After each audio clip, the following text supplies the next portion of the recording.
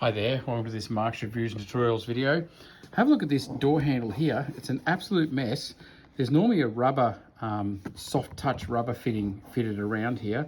I've got another video where I've actually switched one of these out. That was in a 2015 X4. Have a look up here for pulling the door card out, getting the handle off and switching this. The whole cup pulls out. You see that little slides up, you get to the screws, door panel off, handle off, and replace that cup. But there's another way you can handle it.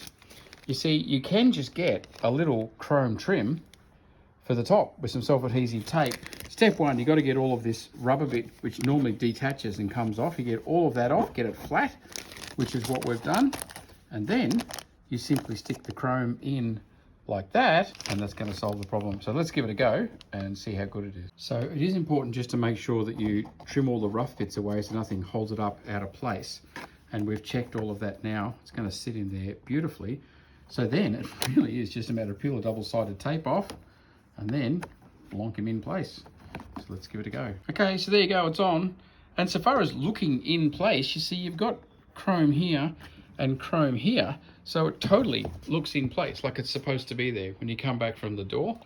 Now, as to replacing the whole cup, as I showed that video before, or just putting that little stick on, I'll put links to both of them in the description so you can have a look there, compare. The workload, peeling some stickers and getting that down, that's just no workload. That's easy and everybody can do that. Getting the door card off, pulling the handle apart, that's quite high level. It's very time consuming and takes a fair bit to get it off. So it's a very different job. If the inside of your door here is all okay, then you could just stick a top on, no problem at all. But if it's gone all stupid and sticky and all the rest of it down inside, then obviously sticking this on the top's not going to help it. So there you go, that's another way of doing it, and it's a really good solution. I'll put links through in the description. Not expensive. That was just an absolute mess before, and now it looks smart, finished and spot on.